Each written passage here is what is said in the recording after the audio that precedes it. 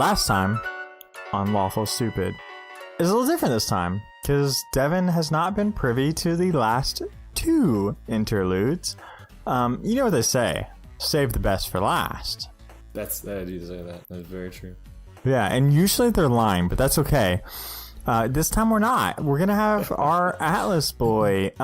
So prior to the two interludes, really, the three boys went their separate ways. And Atlas had struck a deal with Etis, the god of vengeance. And him and Allaria both kind of decided that they're gonna get that vengeance. So go ahead and tell me, just before we roll into the first event, tell me kind of what the tension between Allaria and Atlas is like from Atlas's point of view. So Allaria is constantly been chanting, and if you listen to the episodes, you've heard her say often, "You need to be stronger." And so Atlas is just, at a point where he feels like this is it, like killing things and getting revenge for Yarg and for the city of Oxbane, that this is what, one, he thinks she's talking about. And because killing, that's all she's ever said was kill. You have to get stronger, you have to kill. And so he's like, well, fine, you want me to be stronger, then I'm going to be stronger, and I'm going to kill all the monsters, anyone who's behind these doors, and along the way, we're going to take care of Kinra.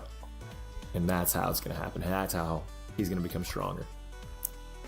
Okay, cool. So we're gonna move into that first event. And so suns have risen and fallen, moons have passed, and Atlas he spent about half that time on a boat getting to the last of Urkbach. And we see flashes of him on the boat having conversations with Allaria, some tense, some neutral, but never really as close as they were prior to Etis's involvement. And when they arrive to Bastonia and they're traveling through the snow, Atlas finds himself eventually finding the last of Urkbach, and he comes across this large city. It's to be traveling through a land full of ice and snow and woods and mountains, and really just this almost desolate feeling continent as a whole. He comes across the last of Urkbach, which is this huge multi-tiered city, and it just, as the closer you get, the more you walk, this warmth grows over you, because through magic or science or just fables in general, the closer you get to that city, the warmer and more at home you feel. And so Atlas and Allaria adventure into the city, and I think they're there for a couple days before Atlas finds someone who may have information on exactly what he's looking for. So I think you go into this it's like mercenary shop, and you walk up to the counter. You've heard news about, if you go to the Frozen Blade, they'll have the information you seek. So when you go into the Frozen Blade, you see this like half troll, half human situation. Like, he's got small troll tusks, but he's more humanoid than troll, but he's got like this like crazy spiky hair. And when you walk in, he laughs and he says, welcome. I haven't seen a white orc in some time. I bet you blend in quite well. I'm looking for a Kinra Ironclaw. Ever heard the name? Right down to business, I see. Yes, of course. Of course, I know of him. But that's not someone you would like to interact with, boy. He's exactly who I want to interact with. I see. Man who knows what he wants. Well, that information is not free. I'm listening. If you want to know what Kenra is, I'll be happy to part with that information for 30 gold. Check my bag. Do we have just to carry over, I guess, what we had from... Yeah, I mean, you for sure have 30 gold, okay, man. Yeah. Like, at least. I don't know what you were carrying when the season ended, but you can go ahead and assume you've made 50 to 60 gold between now and then. Betwixt, okay. And I'll say, I'll give you 20. That seems like fair enough information for you just to tell me what a person is. I appreciate a haggler, I do, but listen, boy, Kenra's not someone that you want to get on the wrong side of for very little coin. 27 gold is really the lowest I can go. So are you working for Kinra? Is that what I'm to gather from you saying you don't want to trespass on him? Oh no, boy, I would never work for someone who dabbles in magic like that, but it's my business running the Frozen Blade to really understand what's happening in my city, but make judgments or assumptions as you wish. The price shall not change any further. I'll take out 27 and throw it onto the desk and say, where is he then? And I think this half troll, half human, gathers up this gold, and he's like kind of looking at you annoyed. Like, he's not like desperate to gather it up. He just like gathers it up and says, "Quite the attitude you have. I suppose it comes with your race. You can find him in the depths below the city." And he continues to kind of give you more exact instructions on how to find Kenra as he stacks up these coins. So you and Allaria do that. You make your way through the city and through the last Vecberg at Urkbach, which, by the way, 3 sessions, first time I dropped the make your way. And we did a tally, only did it 6 times over 38 episodes. So, awesome. you and Allaria travel to the city and you make your way, we'll double up, down to the underbelly of the city. And you're seeing thieves and the homeless and the darkness of the world, really, but just the city of Urkbach.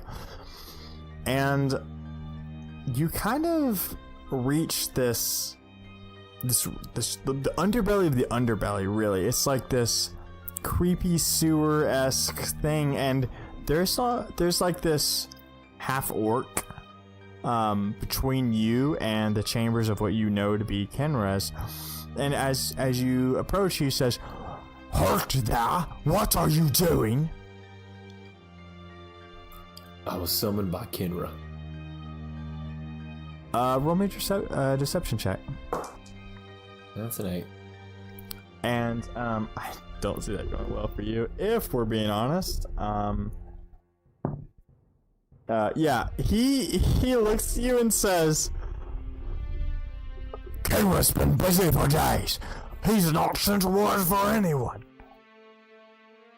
And like, besides you two, it's a pretty like lonely hallway leading up to Kenra's room. Let me ask you this: I don't know have Allaria and I gotten to a place where almost we can connect with thoughts, or does it have to be strictly... Yeah, you don't have to speak words to communicate with her anymore. And in fact, your travels, you can almost like will yourself into that snowy forest where she resides. The only thing is, when you do that, it kind of like takes real time to do that. You haven't been able to do that and it be kind of this like quick instant thing.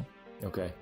I'll to Allaria alone, I say, we don't have time for this. And you hear this voice say, I kill him. Get him out of the way. And I'll take the sword out and I will attack. Do me a favor, roll a melee attack for me, please. Natural 20. Yeah, so I think he's like shouting and he's like, listen, I know Kenra's schedule better than anyone, and you're not. And like, you just in this like swift motion, slice him in twain. And like, I think he's like even just like, and you're not on the list. And he just like slides apart. And you hear Allaria go, okay, that was impressive. And you are greeted with these double doors. I want to first clean the blade off on whatever clothes that thing, the half orc was wearing. Yeah, you super wipe the blood of this orc off on his clothes. Love it. I'll just step on by him through the door. Yeah, and so I think you push the doors open. They're not locked. He's got a guard. And you see Kenra Ironclaw. You've seen him before, and he's that now corrupted appearance. And I think even you, and Allaria can see more than you, but even you can see this like this darkness pouring off of him. And he's over this table, and there's like this body on this table, and he's got his hands inside of it. Kenra, look at me. I don't have time for this, boy. Go on. If there's someone who needs me, they know how to contact me. Kenra, I'm here because you have to die. And as soon as you say that, he turns around and his like hands are like just covered in his blood, and he looks at this like white orc and says, "What does a pup like you doing here?" And I pull out Allaria. The blade. I pull out the blade for him to see. And he grumbles, I can't believe this is finally coming to pass. And you almost see like this, you see a moment of sorrow, and then it's like quickly replenished by rage, and he says, that's little elf. How would I know that she brings such a young papa here to fight me? You will regret this, boy. We'll see. And I'm just gonna attack. Yeah, roll a melee attack for me, please. 16.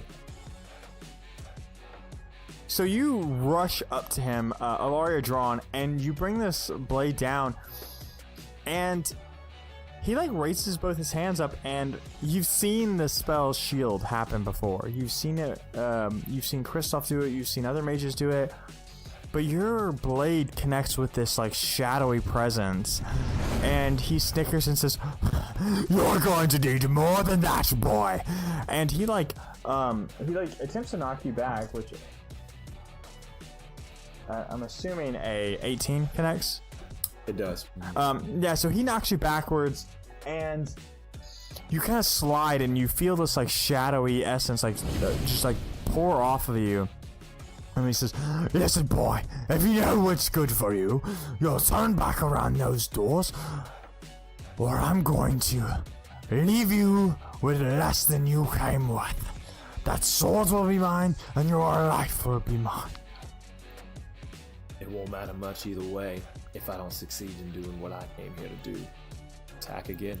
Yeah, roll a melee attack for me, please. Also, I'd like to, as a bonus, I'm going to go into my rage mode at the time. Absolutely. You're super going into rage mode. That makes sense. That's another 16. Yeah, so that doesn't connect either. Like, so you get full on rage mode, and you like rush forward, and like blinded by your rage, you like go to attack, and he sidesteps you, and you feel this like claw rake into you, and he says, you are going to have to do better than that, boy. Apparently you've learned nothing aside her, by her side. Allaria, you've learned nothing. And almost like this like rage fills you for her. Like you're already in rage mode, and then you just feel this topple for you, and this like this scar across your back, or this cut across your back, you don't even feel it. And so you're just like, you stumble forward, and you hit this workbench, and you see this like elf like just dismembered on the table. What do you do? I'm just extremely furious. I can't think about anything except his death. Yeah, so go ahead and roll with advantage. That's a 23. With advantage? Yes. Okay, cool. So you turn back around and you move at a speed you've never really felt. Like it's like Allaria is almost picking you up as you fight, and you catch Kenra off guard. And so when your sword comes down, he like grabs it with his left hand, and it like cuts deep in there. It's like his hand and your sword become one, and he roars and he says, "Fine." And he reaches his right hand and just grabs your face. And you feel this awful pain. This pain that cuts through the rage. It cuts through the dullness of apathy and the lack of empathy, and as all of your emotions like wash away while you're in this barbaric rage, but you still feel this. And when he pulls his hand free, you feel your vision break.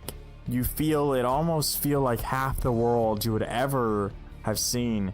It just falls. And you watch as Kenra holds your eye in his hand, and he laughs and laughs, and it disappears within his fist. And it's not like he squishes it and it explodes and you see this goo. When he closes his hand, it disappears. And then he grabs you by the chest and he throws you against the wall. Do me a favor, roll a Constitution saving throw. 10. And as your remaining eye blinks, you watch as Kenra stumbles towards you, and you see something you've never seen. You see the translucent form of Allaria picking up her own blade to defend you. And you hear Kenra say, "I'm going to teach you both a valuable lesson." And you hear Allaria say, "You're not going to do anything to either of us." And your vision fades. And while you don't remember what happened after that, Allaria will tell you that they fought. And that it was one of the most desperate things she's ever done. And that all she wanted to do was to protect you. And that event taught her something she forgot. Something she forgot when she died. Something she forgot that maybe she even knew while she was living, but something she had never experienced. That she cared more about you than anything else, than her own freedom, her own curse, her own binding, that she was willing to give everything to save you. And so the two of you travel, and you're searching for Kenra still. He proved to be harder to find, and we see flashes of Atlas striking down bandits and slavers. He hunts down some monsters in the area, and we see Atlas and Allaria transposed upon one another, and they're fighting these fiends very similar to the ones in Oxbane. And we see Atlas going toe to toe with these things, which is definitely something he wasn't able to do in Oxbane. And he's in front of another set of doors, these icy, frozen, runic doors. And as this demon comes out, it's larger than the rest, and Atlas transforms. He grows fur and large fangs, and his snout kind of bends forward, and he becomes a werewolf, for lack of better terms. And Allaria is surprised and confused by the transformation, The form of Allaria that we usually see transposed over Atlas when they're fighting and when they're battling together, it's dark. And it's missing pieces, and she's missing patches of herself. And you can see the look of worry across her face. And Atlas, with the blade and with his axe in his other hand, and frankly, he uses both of those weapons, and then he uses his claws and his teeth, and he takes that fiend down. And while he doesn't destroy the door the same way that Findle and Kristoff and Rowan had destroyed the door in the past, he through brute force tears it apart piece by piece, limb by limb, and you can see as he claws at the door, his nails breaking and blood breaking free, so desperate to destroy this door in Bastonia. And then we see the truth of it come, where Atlas murders more bandits, and he makes that choice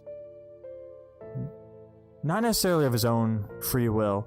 He makes that choice while in this new lichen form, and it's almost like he can smell the stench of evil, and I think both shocking to Atlas and Allaria at some points, he kills bandits who haven't done anything in front of Atlas. Like, he can just tell they're bad, and he just dispatches them and gets rid of them because he can smell the evil on them. And I think one night it goes too far that he just finds a camp and lays waste to them, and Edis comes to him in a vision.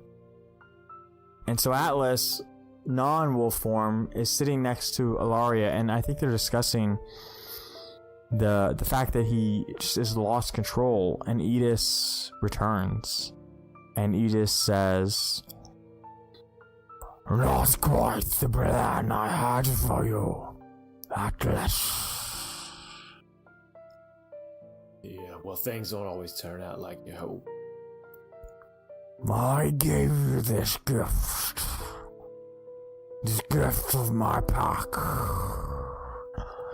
and I don't feel like you've done anything worthwhile with it. Do you mean gift or curse? Because in my book, it's the latter.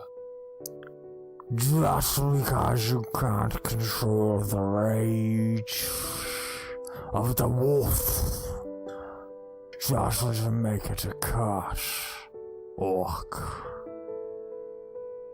Yeah, but whatever it is, it's causing more of a pain in my butt than anything else. And I think Allaria shouts and she says, "It's not his fault. You cursed him with this." Allaria, I got this. And Edis kind of like chuckles that low guttural chuckle.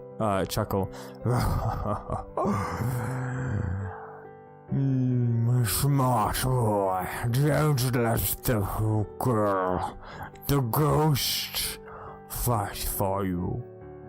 I want to, I'm able to see him, right? Like he's absolutely. I want to stand up and like run over and drag the sword against it and then put the sword just underneath his chin without actually doing anything. Be face to face. Yeah, I think he's not even terrified of you. So like when you bring this blade up and meet his fur, he like stays impossibly still. And he says, "You gotten brave, Atlas. There's that." And then I'll lower the sword, put it away, put it back. I feel like all I've gotten is nowhere. That's what this has gotten me. You have paid the price. You have lost a piece of you. But I can help make you whole. I can give you control over that bit of you. I can grant you that. And I kind of look up and meet his eyes, because a piece of me absolutely wants that. I don't want to say it, but that's exactly, what Atlas thinks he needs. And Etis says,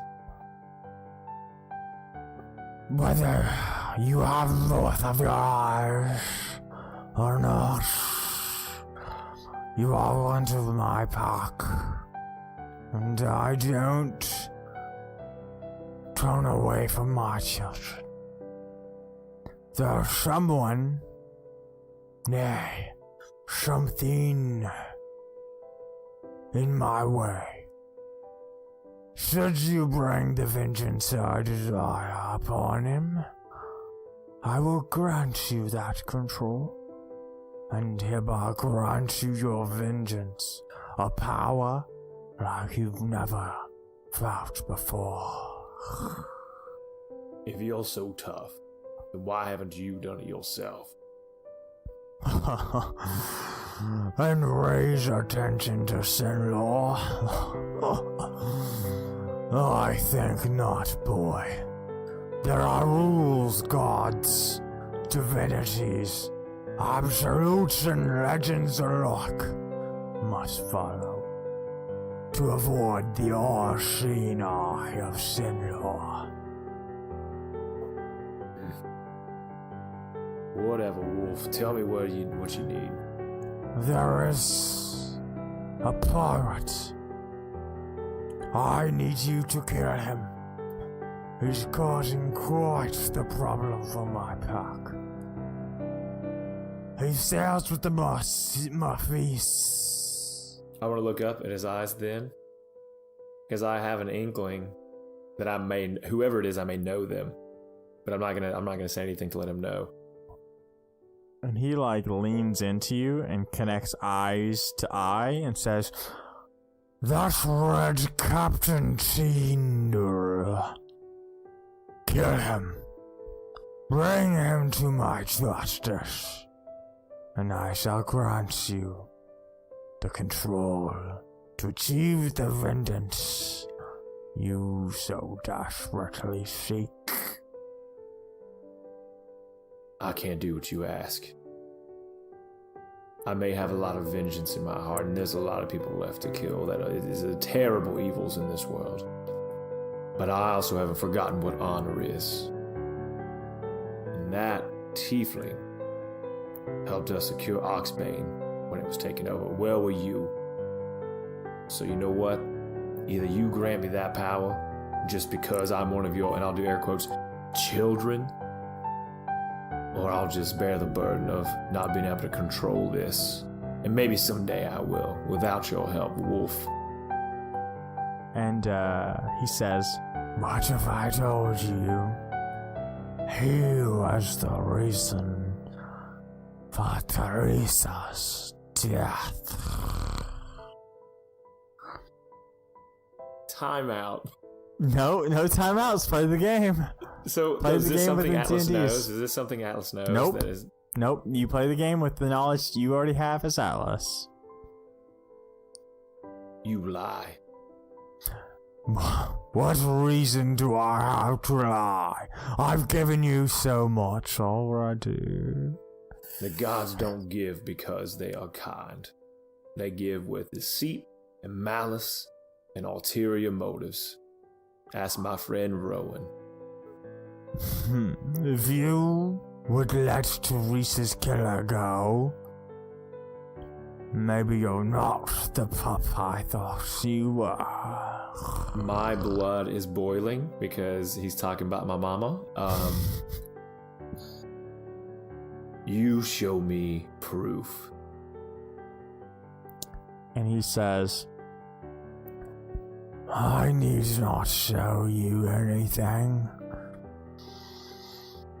I believe you can feel it in your bones, boy." I want to roll to see if I feel it in my bones. Go ahead, roll a insight check to see if Okay. he is It's a 2. lying to you. Yeah, you don't have any reason to believe that he's lying to you about this. All right, so if this is true, and I'll say, I'll visit home. That's how I'll know. I'll go home. And if what you say is true, consider the deed done. And he smiles this wicked smile, and he raises his paw to you. And he takes one claw and kind of scratches down your left pectoral. And you feel this fire reach across you. And you have scars across your body that you've gained over time fighting. And you have this burning scar on your back as this new one forms. And you hear Allaria scream out, "No!" And you hear Edith say, "You are one of my greatest pups." One last thing. Was he directly responsible? He was responsible enough. Did he do the deed?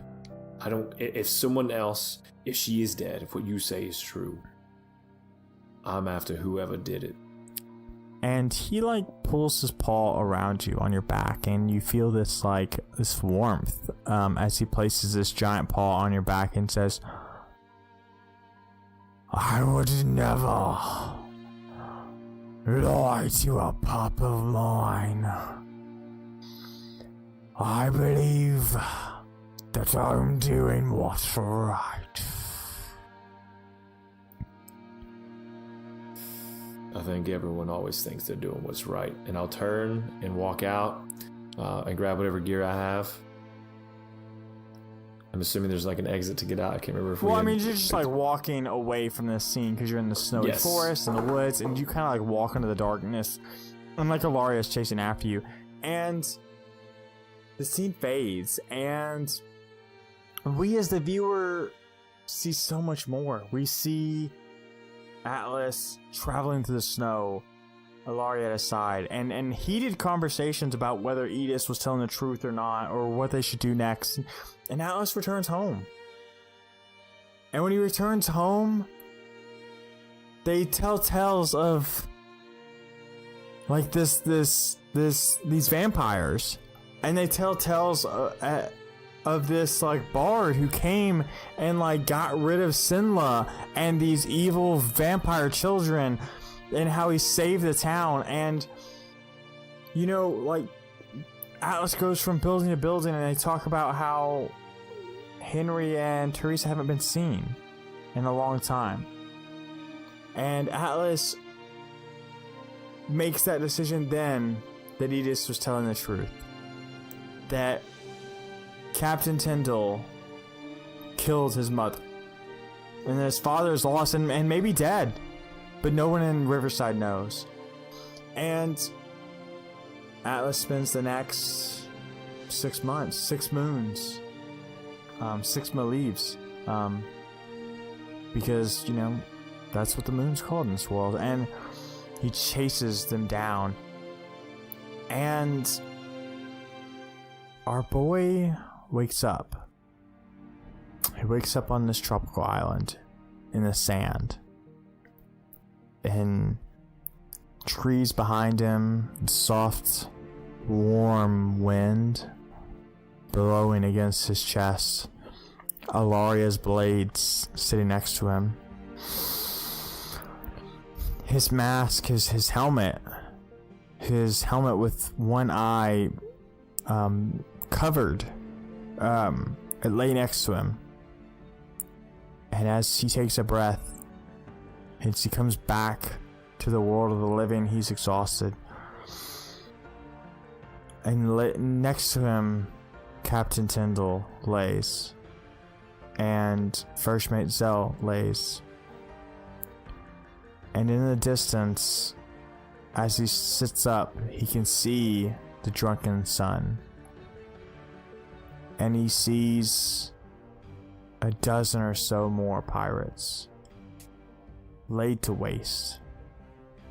And as he opens his eyes his eye and really gets a good look, he sees Allaria kneeling next to Tyndall. And when she notices that Atlas is awake, she says, "I'm not sure what we did was right."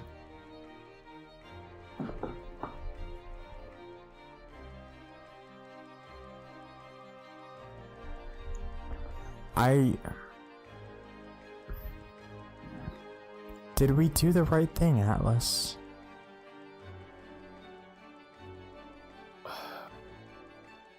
I don't know. It's like the wolf said. I would only do the things I think are right. I had to put the care of my mother and the concern for her above all, because they did that my whole life, right? And she says, I've never been a mother, and I don't know who my father is, but I imagine if somebody did something to my mother, I would do anything to make it right. But I'm not sure we're on the same path we were on before. And I feel like maybe I stood as she was talking to me to peer around what was going on. And when she says that, I know in my heart of hearts that she's absolutely right. But I've come so far down this darkened path that there seems like there's no escape. And she crosses a distance from Captain Tyndall's body to you and says, I know we haven't exactly seen eyes to eye, but I wanted to say thank you, because I've never felt closer to someone, even dead or alive, and I know that I've not exactly been normal, and that you're trying, but I wanted to say thanks. None of the others, I don't remember them trying like you have. Well, I guess the kindness I once had was maybe a curse of its own, and I'm just now learning how to be strong. And I think she puts her translucent hand on your cheek, and she says, I'm not sure that's the curse that you bear. I think I'm your curse. And I think you need to get much stronger. And her form shifts and kind of gets dark as you kind of say her name. Mourning over the death of these pirates. They're nothing to us. Nothing. And this darkness pours out of her and fades away, and she says, I'm sorry. No. You've done more than I've ever could have asked for. I'm sorry, Atlas. I'm sorry that you found me. You don't deserve this. Well, it's too late now. We're on this together, whatever happens. But so much has happened, and you've done so much that I'm sure you would have never done had I not fallen into your life like this. That might be so, but if there's one thing I have learned, that there's no looking back. We have to move forward. And so what I'll do next is I'll take a look at the two pirates. You said it was Tyndall, and who else is there? First Mate Zell. And I will take my helmet and I will start to dig graves for them. And I think you do that. I think you spend the better part of an afternoon digging graves and burying their bodies. And the two of you kind of give this funeral session. And as you're sitting on this beach deciding what to do next, Allaria says, have you ever thought about your birth parents, Atlas? It's been a long time since I even deemed to let their thoughts into my head. it almost seems futile to dwell on it in any way. I can't say that it doesn't cross my mind from time to time. Do you think it was easy giving you up? I can say from my limited, I guess, understanding, no. I mean, I think about the love. I mean, look at what we've done, what I've done for the love of my parents, and I can only imagine that love is much stronger from the top down. I feel like I would have been a good mom. I feel like I've had so much to live. And I know that sounds dumb because I'm dead, but I feel like I missed out. That I just feel like we could have had more. I think that's the way just life is. You dealt the hand you dealt, and you try to make the best of it. And sometimes it doesn't go the way you planned. Is that how you feel about us, Atlas? Something that didn't go the way we planned? Oh, I mean, look where we are now. We're no closer to Kenra. I watch sunsets with one eye now. I guess you could say I actually do sleep with one eye open at times. That's the only time I ever get any rest. And I think like he hasn't had a chance to have any bit of humor like in a long time. So like him laughing is almost like his laugh makes him laugh, that he can laugh, be in this morose environment and still chuckle. And I think she chuckles too, and she says, that's not what I'm asking. We've been on such a weird journey, and I promise I want vengeance more than anyone, but something changed in Oxbane. I thought we were getting closer, and now I feel just so far away from you. I think it's because I used to have hope. I used to have a reason to seem to fight for things, and now it seems like that reason is only to kill. There doesn't seem to be an end to it. There doesn't seem to be a goal in mind. I feel like I've lost all hope, and it's almost like even if I died, it wouldn't matter. It might even be a release. And I think she starts crying, and I think you see this like spectral tears kind of roll down her face, and she says, it would matter to me, and I may be cursed to the sword, but it would matter to me.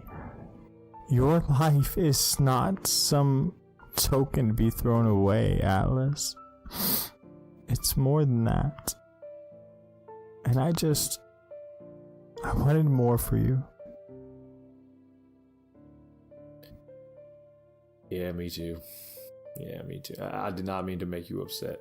I apologize. I think your abruptness kind of makes her laugh, right? Laugh through the tears, and she says, I'm not sure what I expected of any of this. Maybe we should keep going. Yeah, but where to next? I think we go back to where this began. I think we go back to Bastonia. And I think we take this gift that Aegis gave us. And she kind of looks at you and says, Cave you. Oh. And I think we end this curse. And if that means the end of us, as long as I know that you'll be happy, I think that's enough for me, Atlas. Allaria, I'm sorry. I think for all the time that we've been together, I've known that to succeed in what I'm trying to attempt would mean that you are gone forever. And she kind of like does that silent cry, where she's like holding it back, but you can like see her shoulders shaking, and she says, I understand, and I get it. I just I want you free of this curse as much as anything else. He'll just look out to the sun, and just slowly nod his head. And the two of you sit there for some time. I think you sit there and watch the sunset together, and for the first time in a long time, you guys lean into each other. Such a strained relationship over the past like 18, 19 months. For the first time, you guys like felt connected again for the brief sunset. And Atlas takes the drunken son. He with Allaria's help, they manage to kind of guide this ship back to Bastonia. And the world kind of falls apart, and the clock spins, and suns rise and moons fall, and we shift into Atlas in the snow. And we find the world pieced back together, and there's snow falling, and it's thick, and it's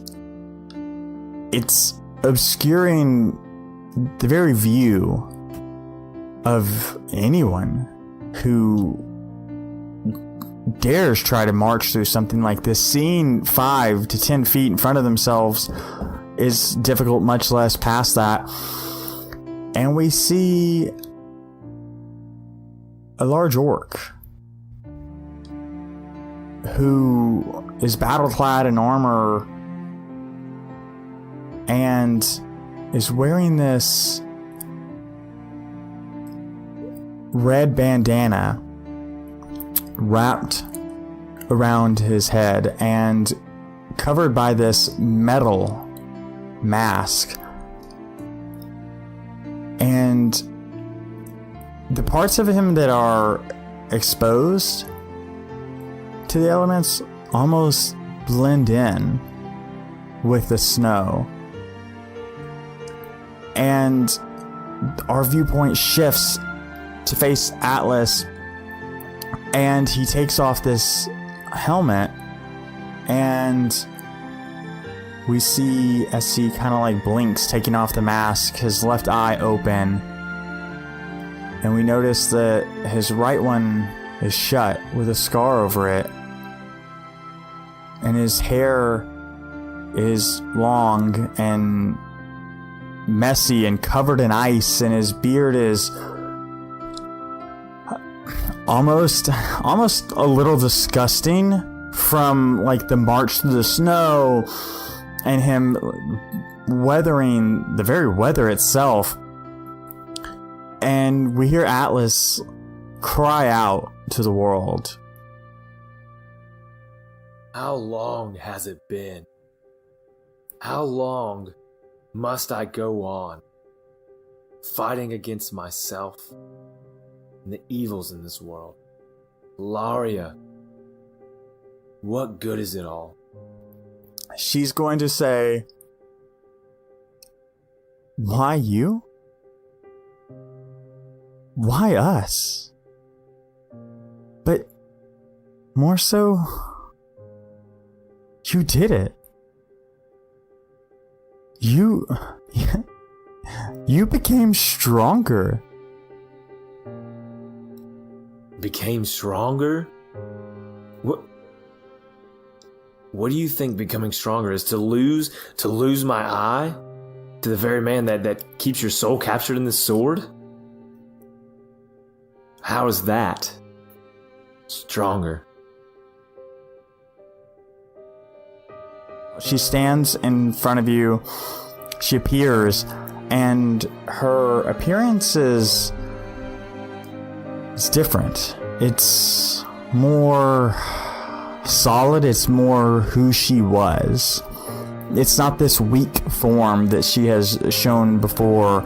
She's in that leather battle armor that she had worn when you replayed out her memories. And she says, You're your own person, Atlas. And the things you've done, they're great. What do you mean? What have you done? What do you mean? I don't understand. Strength comes from being the strongest. That's what strength is. It's having the right answers. It's knowing exactly what to do. Here we stand on this mountain, 2 years from the time we set out, with nothing to show from it. And she says, I said that you became stronger. I did. I said those words, and I needed you to be stronger, and you've become closer than anyone else, and we've become closer. And there's something missing. There's more to it. I'm not following. You don't realize. You don't get it. This curse on me, it's a curse on you too. I was bound to this sword long before you ever showed up. Ever appeared. And it's my fault. My desire for vengeance, my need to put those who have done any wrong on me to want to do that back to them. It was my own undoing. And in fact, Kenra wasn't to blame for any of this. I was. Or whatever consumed him. Whatever. That's not the point. The thing I relied on to get my vengeance, my family's sword, it's my prison. And it's your prison. And of course strength is killing. It's by taking the lives of other, and you see her vision shift and break, and it's this darkness pouring over her and sliding off of her, and the white snow is this. It's almost like this absence of light is pouring around the two of you. This white pouring of this blizzard disappears, and she says, if you're going to prove your worth, it is by killing Kenra and everything that stands between us. And if there's some god, we'll kill it too. And all of the shadows like explode. And when they explode, this wave of darkness slides out. And you see her again, and she says, no. Strength is more than that. Strength is found in weakness. It's found in doing things that others can't or won't do. Strength is found when you think everything's gone or that all hope is lost. It's something that everybody gives to you. And it's something that you gave to me, Atlas. And at that point in time, I am reflecting on Rowan and on Kristoff and on what they might be doing at that point. And I say, friends give you strength. And as you and Allaria are talking, and almost like it's a talk that you guys haven't had in a long time. So focused on this vengeance. This like trail of smoke pierces the blizzard and the whiteness, and this shadowy raven collides into your back, and the smoke pours through your chest and almost passes through to Allaria, and you, this shamble and dirty orc in this white, pristine blizzard, you begin to have a vision. As that shadow raven collides with Atlas, the world almost freezes around him, and the shadowy figure of Carter Svan stands before Atlas. And it's almost from the viewpoint of a camera, except for obviously this is a spell, and you see Svan standing, not in his Oxbane robes where he fulfilled the role of Justicar, or his ceremonial armor that he battled in the Battle of Oxbane, but in the armor of a Herald of the Storm, and back in his original armor, and with the lance at his side, he speaks forward and he says, "Atlas, I hope this shadow raven finds you. There is danger afoot. Your dad is in danger,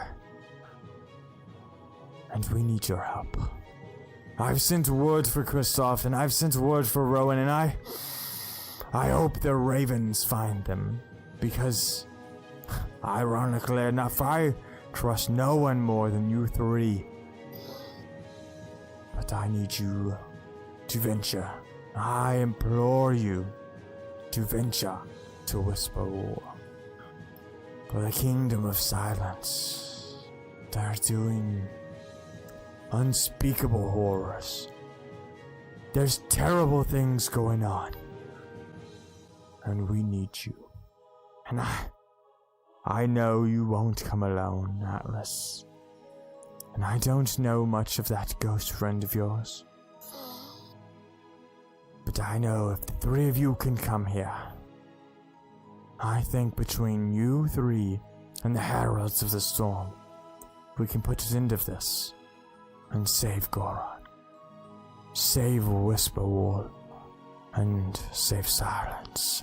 And you see Svan turn, and these fiends that you've seen before, that you saw in Oxbane, they kind of show into the camera view this like shadowy, almost sketch. What is that? Etch-a-sketch. What was the Etch-a-sketch? One more time. Etch-a-sketch. Etch-a-sketch. For some reason, 3 whiskey and sours 3 hours later can't nail that. So that almost like black powder is what you're seeing this vision in. Mm-hmm. And Svan like dispatches of this fiend and kicks it away from the view and says, "Atlas, it's getting worse. I need you to come to Whisper Wall post haste. Your dad doesn't have time, and Goron doesn't have time." And it fades away. The shadow raven and the vision before you fades away, and you hear Allaria say, "Well, what was that about, Atlas?"